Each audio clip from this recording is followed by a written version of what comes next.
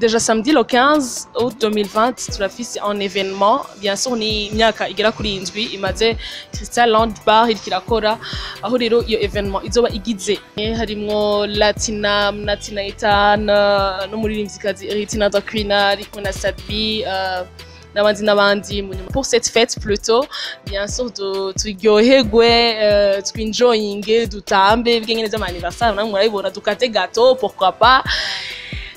Ayo badije mu DJ hanze azwi cyane gose nawe nyine azovuza uyo munsi oka kwa gatandatu umwe uyo munsi azosohoka imiziki ibiri niyo kado mereje abanywanyi bacu abantu ba Crystal n'abarundi bose bo kwisi yose. Exactement, reka nshikanda batumire ni so samedi 15 août 2020 ni tariki 15 kwezi k'umunani 2020 ku munsi wa gatandatu hano kwibarabara kuri Boulevard de l'Iprona ni imyaka indwi isabukuru y'imyaka indwi ya Crystal Lounge Bar.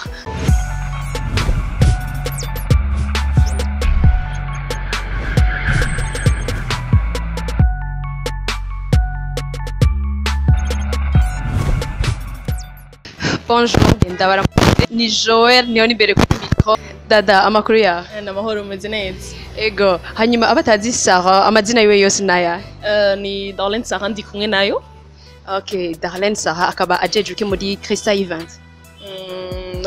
C'est la charge de la communication muri Crystal Event. Iganiro mu bisanzwe tugiye kuvuga ku vyerekeye Crystal Event. Ikibazo ca mbere nshaka kubaza est-ce que Crystal Event na Crystal VIP Club bitandukanye? D'abord Crystal Lounge Bar VIP ni boîte de nuit benshi barayimenyereye kuri Boulevard de l'Iprona novuga ngo n'ubutambiro buri hagati mu gisagara ca Bujumbura iyo akaba ari Crystal Lounge Bar hama uvuze Crystal Event ni agence événementielle voilà bisigura ko Crystal Event ariyo yorganiza ama événement.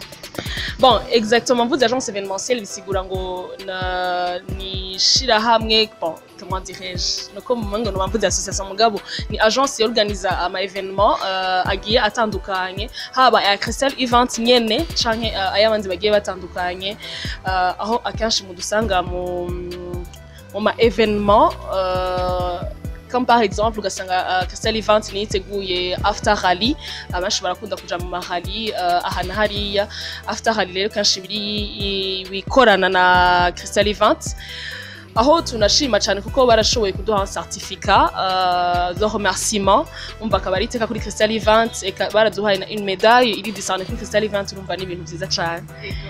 Crystal Event yatanguye ko organiza ama événement ryari imaze gukora événement zingahe? OK, Crystal Event imaze 2 ans de service imyaka igera kuri ibiri iri kirakora hama so samedi déjà le 15 ariyo un événement ari 7e anniversaire ya Crystal Lounge Bar par Crystal Event mugabo numva c'est Crystal Event qui va organiser ça il comment bien sûr on a Crystal Lounge Bar azori événement y'icenda. Sarah Crystal Event yatanguye ko organiza ama événement ryari mu matiko organiza événement zingahe?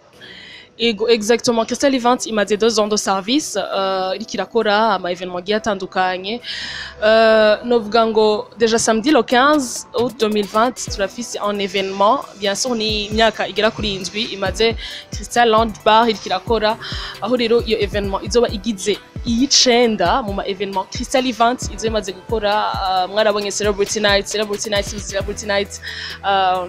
ni za événement tugirira mwibarabara aho twigeze kuzana abaririmbyi bagiye batandukanye harimwo Latinam Natinaitana n'umuririmvyikazi Ritina Dakwina ariko na Sadbi n'abandi mu nyuma turazana Shiba Kalonji umuririmbyi kazi umugandakazi nawe nyine bari kumwe n'abaririmbyi bandi nka Mbidati na Sadbi eka kandi Crystal Event irakora ama after rally kujya nababwiye eka kandi yaragiye en partenariat na Now Creative muri Buja Lol ya mbere première partie abashingira niho bari eka tutibagiye na on dirait l'événement qui a marqué l'été 2019 ari Happy People kuri Bora Bora n'abenshi barashoboye kuhagera izo ni zindi ngenda babwira twashoboye gukora Crystal Event. Alors turavuze 2020 hariho 7e anniversaire ya Crystal atireka tugira ico dukoze kubora harya iyo umwana avutse akaba amaze gukura arenza ashikana imyaka indwi niteka tuba dutewe ati reka rero iyo myaka indwi twifatikanye n'abakunzi ba Crystal Event twifatikanye n'abakunzi ba Crystal umwana atiza kuba soutenir quand même umwana suwumwe reka tugira ico dukoze samedi kuri iyo tariki 15 kwezi k'umunani 2020. Est-ce que kubera iki mwahisemo gutegura ayo ma evenement canke mwahisemo kuza murakora izo evenement? D'abord ikintu ca mbere c'était kugira ngo tugarukane twereke l'image de notre pays, le Burundi, de notre patrie.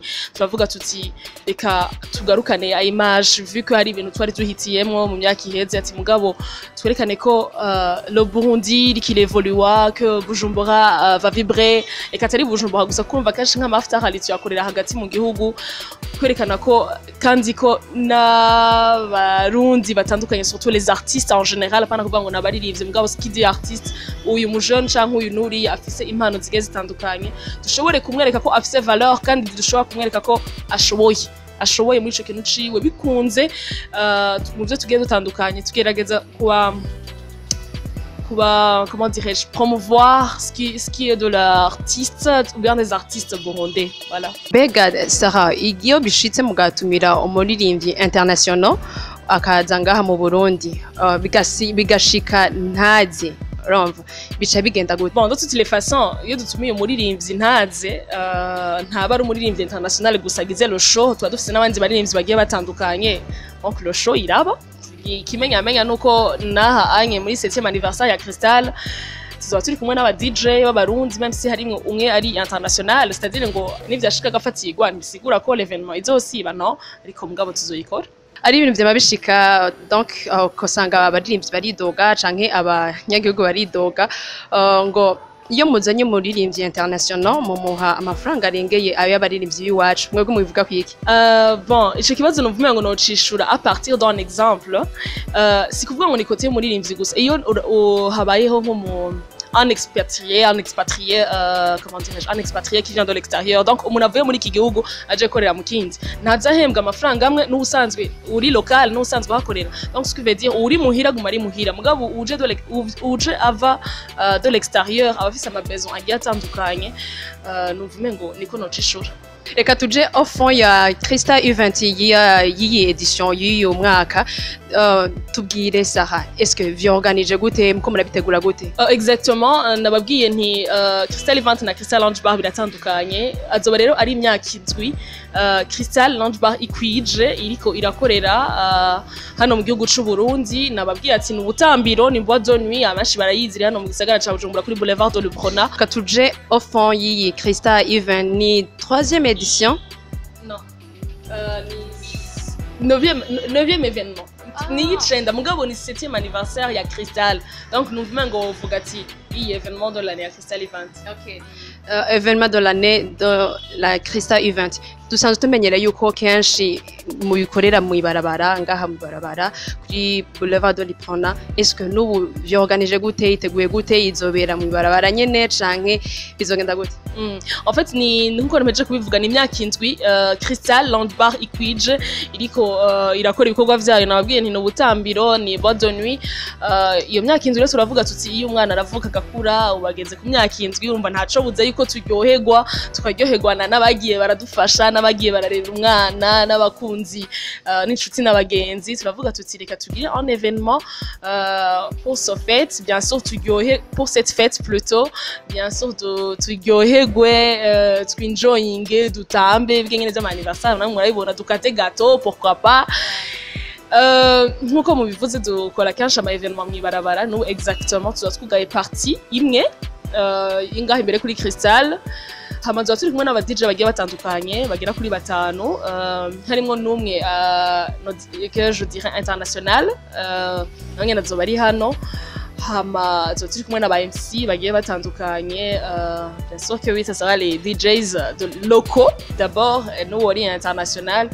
Il y aura à boire et à manger hari ama surprise menshi cyane kubera ko iyo umwana yavutse kenshi dufite ama anniversaire murabizi hama rero surprise y'abana bariya donc ibintu bizoba bimeze neza cane. Hari ivyo muzode kuva mutari muzi kuri Crystal Lounge Bar d'abord, hari ivyo muzode kuva mutari muzi kuri muri Crystal Event, donc ni ibintu bigiye bitandukanye muzomenya. Est-ce que nta baririmbyi b'abarundi mwoba mwaratumiye ko wavuze aba DJs gusa abaririmbyi b'abarundi ntabo mwoba mwaratumiye? Non, pour le moment azoba ari show igizwe n'aba DJs kuko surtout ni ca kintu mvuze ntihashobora kubaho ama surprise, bisigura ngo uno munsi nimba Imperial TV niyashaka guseta joyeux anniversaire Crystal, nta kintu na kimwe bizoba bitwaye. Akenshi iyo uriko urabwira umuntu ati ndabifuriza iki na kiriya, nibaza yuko biba vyemeye ko wifuriza isabukuru nziza umwana afise ahageze, intambwe agezeko. Numva umengo rero kuba batumire bazoza nyene autant des invités du jour de l'événement, et kuko urumva ntitwokora twenyene, hatiza kuba hariho abatumire. Mugabo abatumire ntibisigura ngo ce sera les artistes bazogira des performances, non. Mugabo ubutumire bazobura kuko hari aba artistes bashitwagiye dukorana, hari n'ayandi ma projet ari en cours tuzokorana n'abandi ba artistes bagiye batandukanye. Donc kubatumira, kubaha ubutumire ati karibu mwifatikanye natwe mwisabukuru, nibaza yuko ata kintu kizoba gipfuye, ahubwo ryo bariteka kuri twebwe kugira ngo baze kwifatikanya natwe. Nimba atari banga urashobora kutubwira amazina yo ba DJs b'abarundi no international? Ça je préfère nimwe nakubwira, nta uvuga vyose muri anniversaire. Je préfère que ndabatumira mukaza mukavyibonera gusa. Crystal Event ntirigere ba déceva, ça je suis tellement sûre, kandi no ntizoba déceva. Karibu cane. Vous verrez ibi n'ibindi bigiye bitandukanye, nababwiye ko amasurprise azoba ari mash. Mugabo bien sûr que oui, il y aura des DJs déjà basanzwe bavuze hano muri Crystal, bo bategerezwa, abenshi barabazi, harimo DJ Avasson na DJ Frank, nabo bandi nababwiye. Bien sûr que oui, DJ Paula, le CEO de Crystal Event na Crystal, nawe nyene déjà il est DJ, donc c'est normal. Bien sûr, il y aura l'international n'abandi. Je suis en train de dire que si nababwira byose, c'est-à-dire ngo nzonda bivuze byose, shaka muze mu birabe twinjoyinge turi twese. Crystal Event hari gihe hora ifata umuririmbyi w'umurundi kamuhuza n'umuririmbyi international nkuko twabonye kuri Medi na MB Data. Est-ce que byarahagaze canke biracabandanya? Oya, ntibishobora guhagarara. Navuze nti mu objectif mu catumye Crystal Event, navuze ati c'est l'image de Burundi, kuyerekana mu yindi sens l'image de Burundi. Navuga ni aussi la promotion des artistes, pas de la musique seulement, mugabo des artistes burundais ou bien burundaises, je crois, mais aussi hariho kugira des collaborations nkuko weje kubivuga n'abandi baririmbyi. Mwarabonye nk'indirimbo On The Low irimwo MB Data, DJ Paula na Medi. Iyo projet nishobora guhagarara kuko mu kintu twiyemeje muri Crystal Event, nkuko DJ Paula akunze kubivuga kenshi, ari we CEO, aravuga ati jewe ndashaka ngo tuje hamwe, haba mwebwe abamenyesha makuru, haba umuntu wese akunda Uburundi, tugire aho tugejeje igihugu cacu, que ce soit muri la musique canke muri ibi na biriya. Mvuga nti projet iracabandanya kuko n'uwo munsi nyene samedi hariho indi surprise nyene a propos y'icyo kibazo mbajije. Nibaza ko byinshi mwoza mukabimenyeraho kuko muzotangara. Isaha mu kurangiza gira abariko baratwumviriza bose babwire Crystal Event izoba itariki niyi, izobera ngaha, isaha niyi, kugira ngo babe au courant.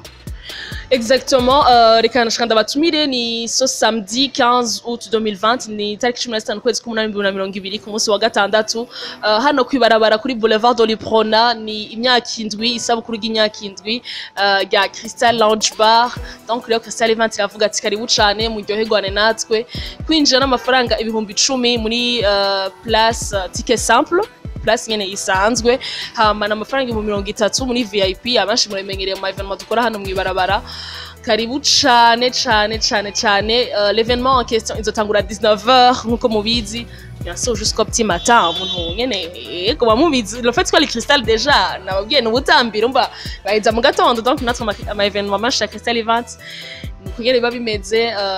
Karibu cane rero, ni so samedi, muze turyoherwe. Guys, bizoba biryoshe, on vous promet, ntiturigira tuba déceva, no muri tuzoba déceva. Ni kuri Boulevard de l'Iprona, entrée ni 10,000 na 30,000 VIP.